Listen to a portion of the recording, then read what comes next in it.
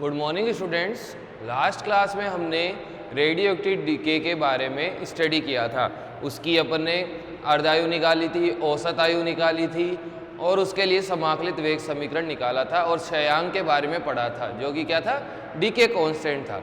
आज अपना नया टॉपिक है, उसमें क्या पढ़ेंगे अपन, किसी भी अभिक्रिया की कोटि ज्ञात करने की विधियां निकालें। देखो अपने क्या होता है, रिएक्शन में अभिक्रिया कोटि वेग व्यंजक में महत्वपूर्ण भूमिका निभाती है।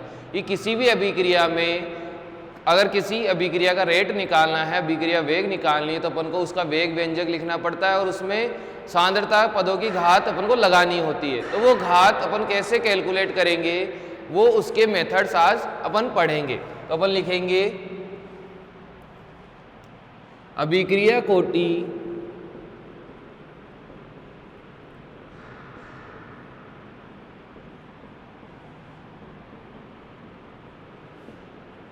ज्ञात करने की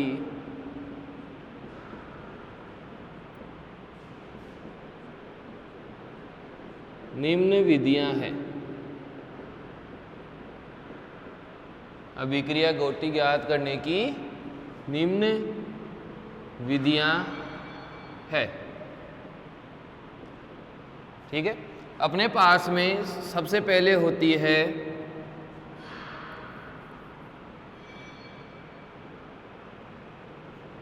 समाकलन विधि और हिट एंड ट्रायल मेथड।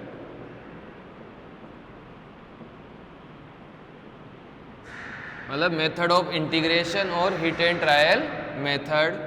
दूसरी होती है अपने पास में विधि, वो होती है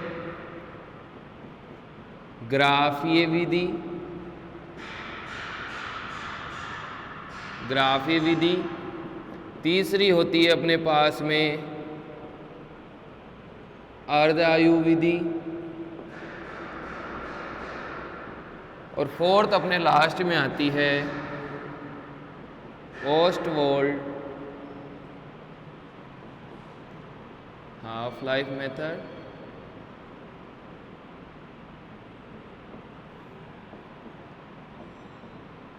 ग्राफिकल मेथड और ये आती है ओस्टवॉल्ड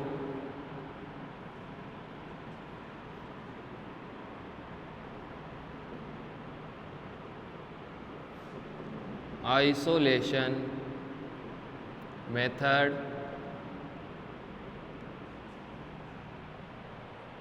ओस्टवॉल्ड आइसोलेशन मेथड। देखो आइसोलेशन मीन्स किसी चीज को आइसोलेट कर देना, उसको अलग कर देना। ठीक है, विधि ओस्टवॉल्ड विधि, इसको बोलते हैं ओस्टवॉल्ड विधि।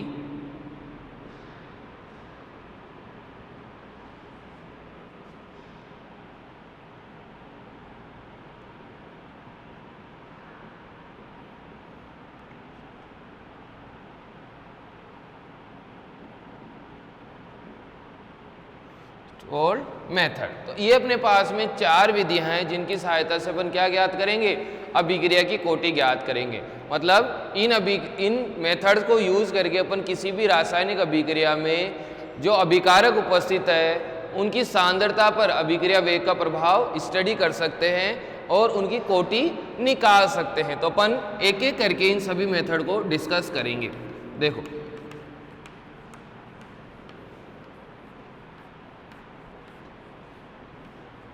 पहला अपना मेथड है मेथड ऑफ इंटीग्रेशन या समाकलन की विधि। मेथड ऑफ इंटीग्रेशन या समाकलन विधि।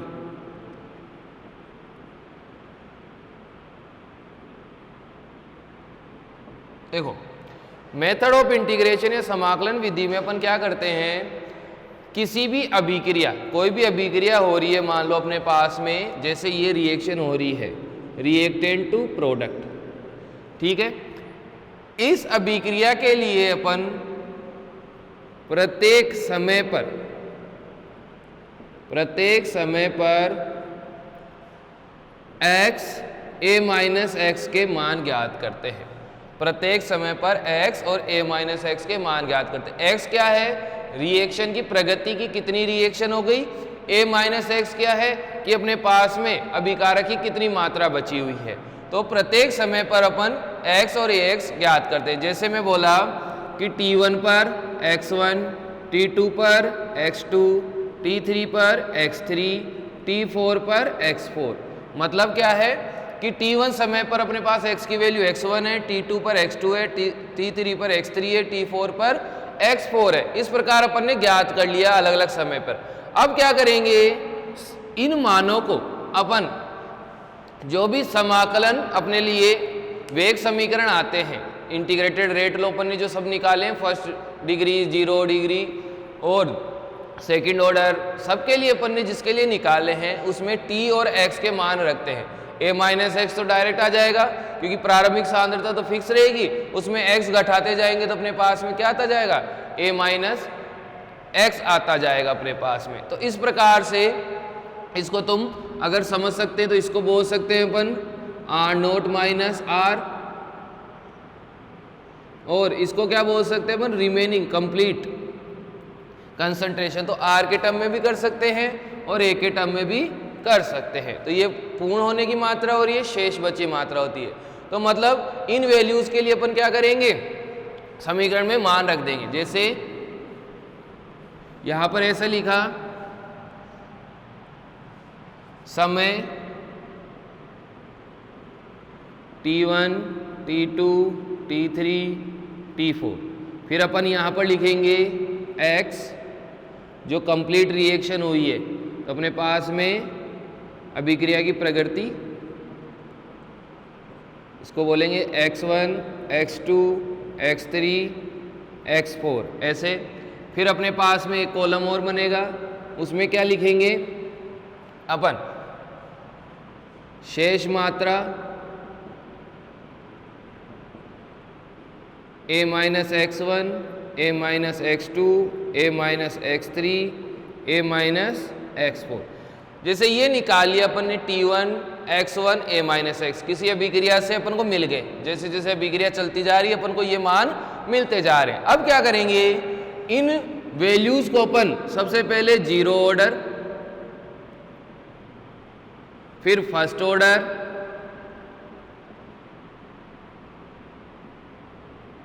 फिर सेकंड ऑर्डर,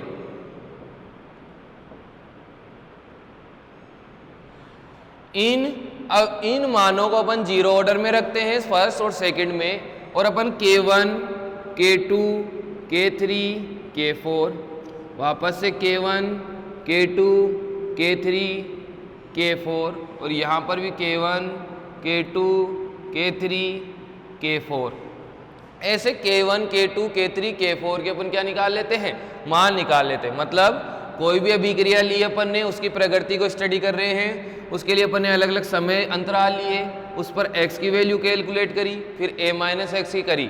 अब इन तीनों मानों को अपन 0 ऑर्डर, फर्स्ट ऑर्डर और सेकंड ऑर्डर के क्या समाकलित वेग समीकरण में रख देते हैं। जैसे इसका क्या आता है, x बराबर kt, इसका अपने पास में क्या आता है, kt बराबर,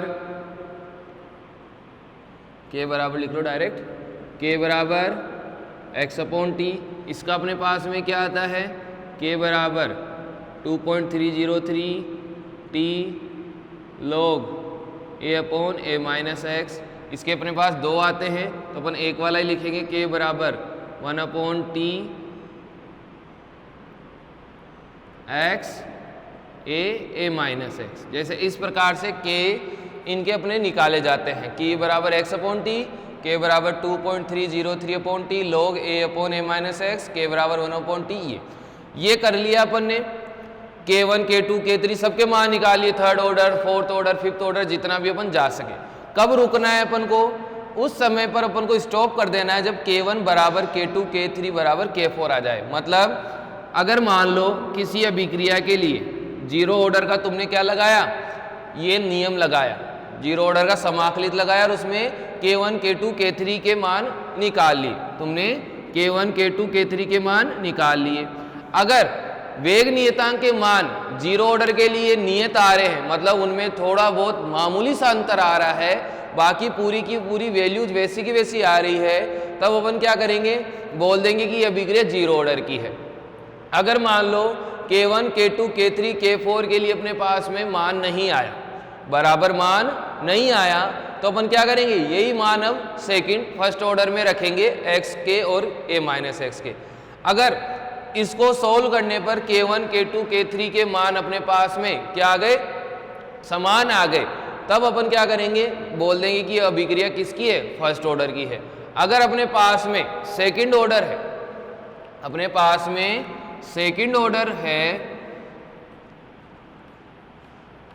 तो सेकंड ऑर्डर में रखने के बाद में, सेकंड ऑर्डर में अगर मान लो रख दिया और फिर उसमें K1, K2, K3, K4 आ गए, तो अपन क्या बोलेंगे कि अभिक्रिया सेकंड ऑर्डर की है। और अगर सेकंड में भी मान समान नहीं आए तो थर्ड, फोर्थ, ऐसे जंप करते रहते हैं। तो देखो इसका दूसरा नाम इसको सूट करता है हिट एंड ट्रायल मेथड, कि अपन इसमें क्या कर रहे हैं, टी के, एक्स के और a माइनस एक्स के मानों को अपन क्या कर रहे हैं, समाकलन वेग समीकरण में रख रहे हैं। जो समाकलित वेग समीकरण अपने को K1, K2, K3, K4, K5 जितने भी डाटा है के लिए समान, लगभग समान वैल्यू दे देगा, तो अपन क्या बोलेंगे, वो अभिक्रिया की कोटि उस समाकलित वेग के संदर्भ में है।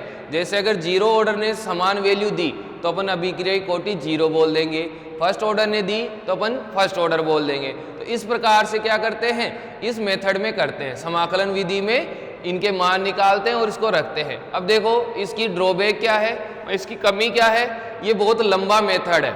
मान लो कोई अभिक्रिया होनी है 6 ऑर्डर की, तो अपन को जीरो में रखना पड़ेगा, फर्स्ट में रखना पड़ेगा, सेकंड में रखना पड़ेगा, थर्ड में रखना पड़ेगा, फोर्थ में, फिफ्थ में, फिर जाके 6th नंबर पे अपने पास K1, K2 के इनके मान समान आएंगे। तो ये बहुत ज़्यादा लेंदी हो जाती है।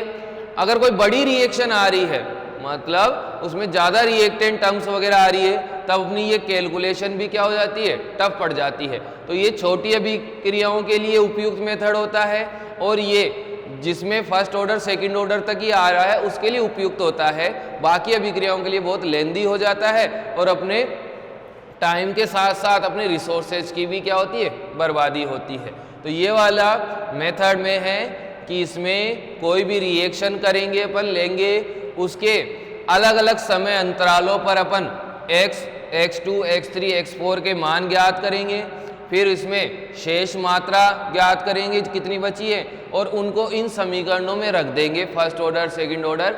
जो समीकरण अपने को इनकी वैल्यूज को बराबर देगा वो वाले समीकरण अपन क्या कहेंगे, उसके संदर्भ में कोटि निर्धारित कर देंगे। जैसे हम एक एग्जाम्पल लेके इसको समझा देता हूँ।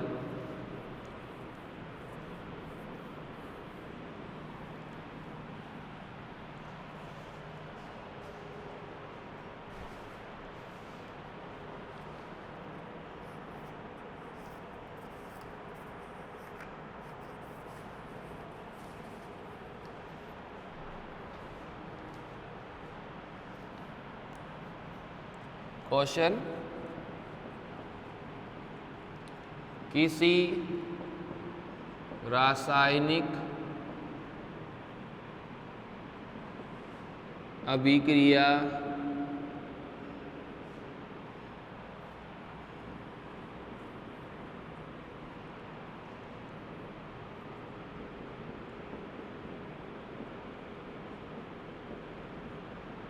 की प्रगति निम्न प्रकार से दी जाती है। देखो यहां पर अपन को क्या दे रखा है, टाइम 0, 45 मिनट, 72 मिनट, 157, 312 और 600, ये टाइम दे रखा है। 0 पर कंसंट्रेशन अपन को दे रखी है ग्राम पर मोल्स में, ठीक है, 1 लीटर में घोल रखा होगा। 0.0916, 0.0740, 0.0656, 0.0512, 0.0348, लास्ट में बची है 0.228। ये कंसंट्रेशन दे दी और अपन से पूछा है कि इस अभिक्रिया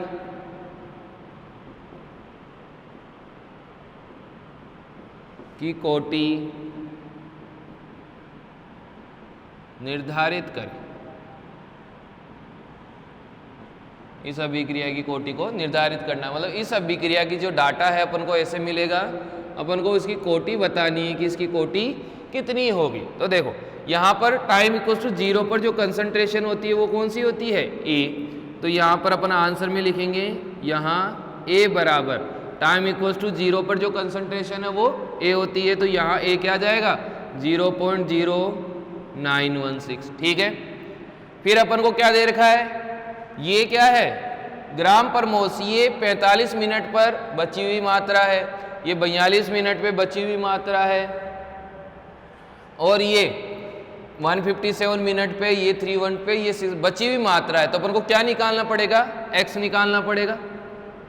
x कैसे निकलता है, देखो यहाँ बची हुई मात्रा है तो क्या होगा a माइनस एक्स बराबर, जैसे मैंने इसको ले लिया तो क्या हो जाएगा 0.0740 x1।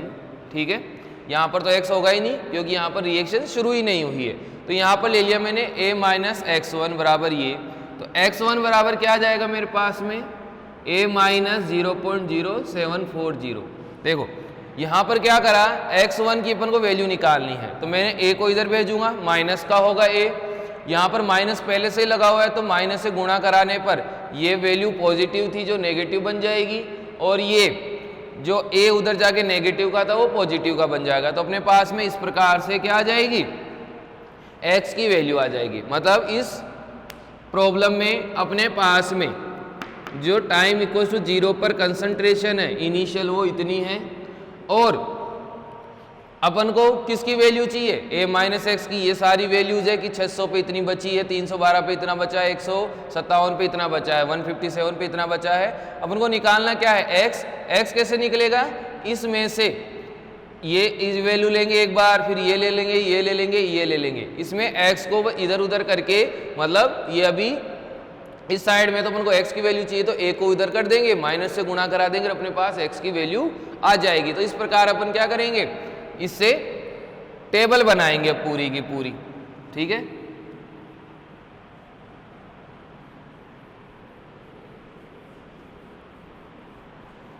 देखो टेबल बनाने के लिए पहले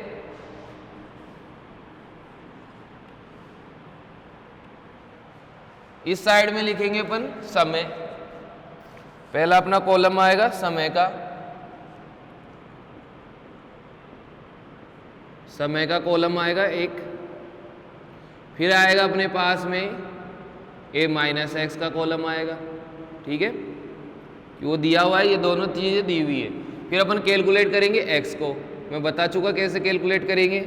कैलकुलेट करने के बाद में हम इसको रखेंगे जीरो ऑर्डर, फर्स्ट ऑर्डर और सेकंड ऑर्डर रिएक्शन के लिए।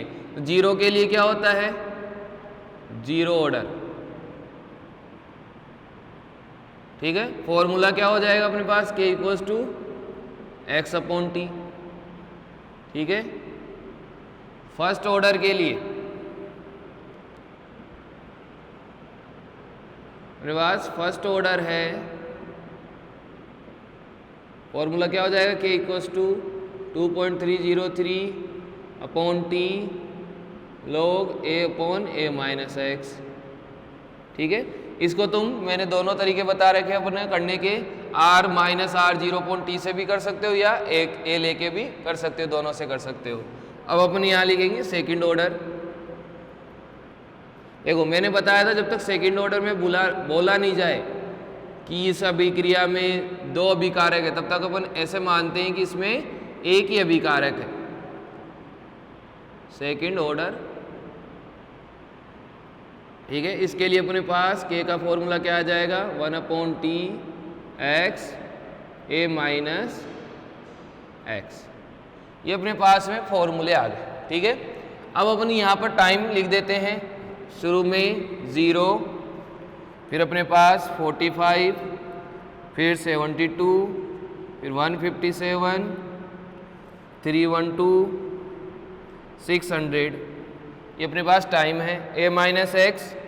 इस टाइम में a के बराबर ही रहेगी ये वाली चीज़, तो ये कितनी आ जाएगी 0.0916। x कितना आ जाएगा 0 आ जाएगा।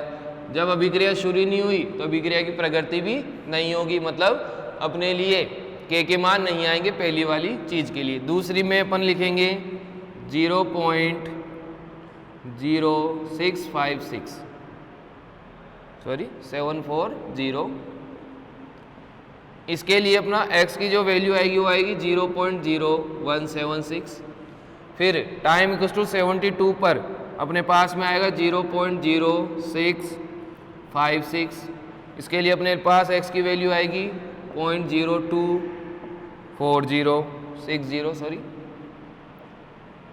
फिर टाइम इक्वल टू 157 पे अपने पास वैल्यू आएगी 0.0512। x आएगा अपना 0.0404। देखो x बढ़ता जा रहा है क्योंकि प्रोडक्ट है ये, और अभिकारक की मात्रा घटती जा रही है, बची हुई मात्रा घटती जा रही है। 0.0228, लास्ट में अपने पास आएगा 0.06888। ये अपने पास में क्या आ गया, डाटा आ गया। अब क्या करेंगे अपन, अब इनकी वैल्यूज़ को अपन निकाल लेंगे, मतलब x इक्वल्स 0 ऑर्डर के लिए निकालेंगे k1 की value, k1, k2, k3, k4, और फिर अपन किसके लिए निकालेंगे, फर्स्ट ऑर्डर के लिए निकालेंगे, और फिर सेकंड ऑर्डर के लिए अपन वैल्यूज़ निकालेंगे। देखो अब इसकी वैल्यू निकालनी है अपन को, तो x अपॉन क्या करना है, टाइम करना है अपन को।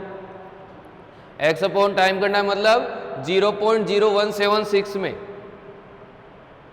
0.0176 में भाग देना है किसने का, 45 मिनट का। तो अपने पास में वैल्यू आ जाएगी 3.911 10 की पावर -4। फिर दूसरे में अपन को क्या करना है, 0.0260 में भाग देना है अपन को 72 का। इसकी वैल्यू आएगी 3.61 10 की पावर -4। नेक्स्ट अपन को करना है 0.04 में 404 में डिवाइड करना है 157 का। इसकी वैल्यू आएगी 2.57 10 की पावर -4। फिर अपन को इसमें 0.0568 को डिवाइड करना है 312 से। इसकी वैल्यू आएगी 1.8 10 की पावर -4। लास्ट में अपन को 0.0688 को डिवाइड करना है 600 से।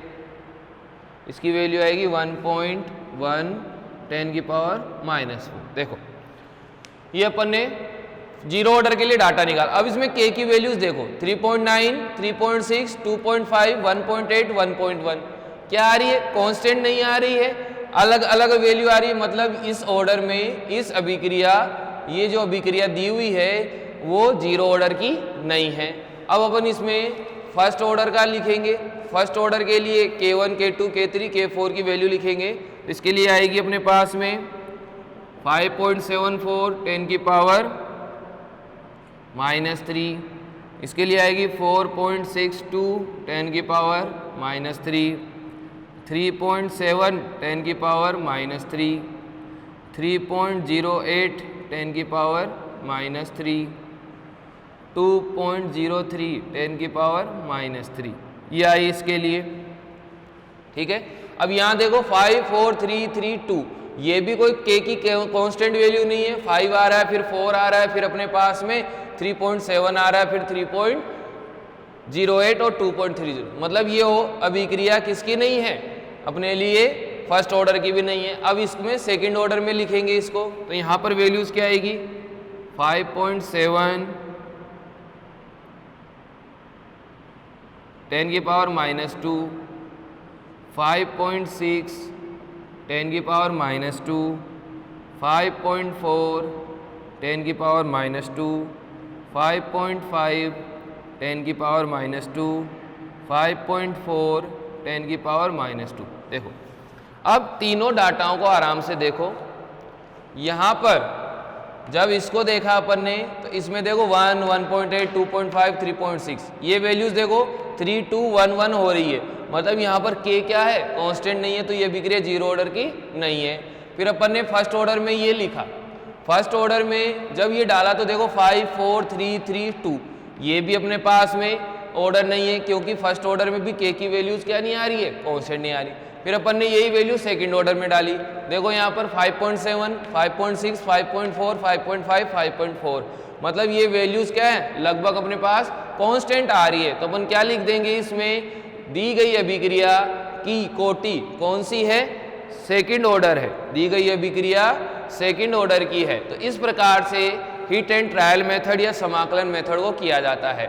इसमें अपन को एक रिएक्शन दी जाएगी और उसके लिए अपन को अलग अलग समय पर क्या दे दिए जाएंगे, a-x की वैल्यू दे दी जाएगी। तो पहले अपन को x की वैल्यू निकालनी है। x की वैल्यू निकालने के लिए देखो a तो अपने पास टाइम इक्वल टू t0 पे होता ही है, x निकालना है तो a-x बराबर ये कर देंगे, ये कर देंगे, ये कर देंगे, ये कर देंगे और x की वैल्यू निकाल लेंगे माइनस करके, a में से इनको माइनस करके x की वैल्यू आ जाएगी अपने पास। x की वैल्यू a-x की वैल्यू आने के बाद में इन मानों को इन समीकरणों में रख देंगे, zero order, first order, second order, third order. और जिस समीकरण से अपन को k की क्या मिलेगी, कांस्टेंट वैल्यू मिलेगी, उस समीकरण को अपन क्या कर देंगे, उस समीकरण को बोल देंगे कि ये वाला जैसे सेकंड ऑर्डर के रेस्पेक्ट में आया है तो अपन बोल देंगे अभिक्रिया की कोटि भी क्या है, सेकंड ऑर्डर है। तो इस प्रकार से इस मेथड द्वारा क्या करते हैं, अभिक्रिया की कोटि ज्ञात करते हैं। ठीक है,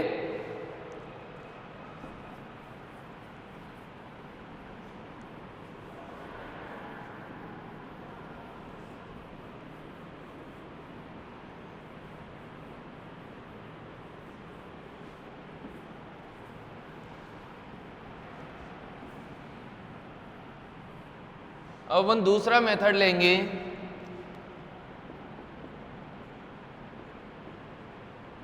ग्राफिकल मेथड,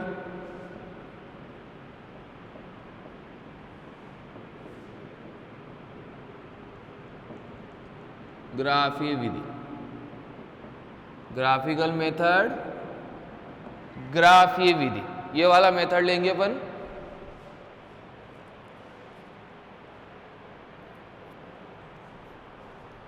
अब देखो ग्राफीय विधि या ग्राफिकल मेथड में अपने पास में क्या है, पहले वाले में अपन ने तो a-x की वैल्यूज निकाल के अलग अलग समीकरणों में रख दी, जिसमें k की वैल्यू कांस्टेंट आई, वो अपना क्या था, रेट थी, ऑर्डर था किसी भी अभिक्रिया का। ठीक है, अब ग्राफीय विधि में क्या करेंगे अपन, जैसे मान लो अपन को वापस से कोई अभिक्रिया दे दी है, R goes to product P दे दिया है, अपन इसके लिए जो अपन ने a-x की वैल्यू से अपन क्या करेंगे, ग्राफ प्लॉट कर लेंगे। मतलब अपने पास में सभी ऑर्डर की जो रिएक्शन है उनके लिए अपन ग्राफ को प्लॉट कर लेंगे अपन। जैसे मान लो इसका ग्राफ आया ऐसा, ठीक है, अब इस ग्राफ को अपन मैच कराएंगे। जैसे मान लो मैंने इस साइड x लिया और इस टाइप t लेके ग्राफ प्लॉट करा, वो स्ट्रेट लाइन आ गई। मतलब मैंने अभिक्रिया में अपने पास में बहुत सारी चीजें होती है, जैसे इस अभिक्रिया के लिए t अलग होगा, x अलग होगा और a-x भी अलग अलग होगा।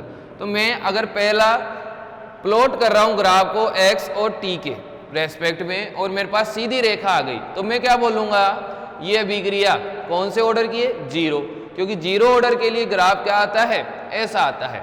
मतलब अपन क्या करेंगे, सबसे पहले प्लॉट करेंगे ग्राफ को, इस रिएक्शन के डाटा से ग्राफ को प्लॉट करते हैं। उस प्लॉटेड डाटा से जो ग्राफ बनी, उस ग्राफ को अपन जो स्टैंडर्ड समीकरण होती है, मतलब 0 degree, first degree, second degree, third degree की अपने पास स्टैंडर्ड जो ग्राफ है उनसे कंपेयर कराएंगे। तो जिस ग्राफ से जो अपन ने बनाई ग्राफ है वो मैच खाती है, मान लो फर्स्ट ऑर्डर से मैच आ गई, तो अपन बोल देंगे अभिक्रिया फर्स्ट ऑर्डर की है, ये अभिक्रिया सेकंड ऑर्डर की है। तो मैं इसमें थोड़ा सा अपन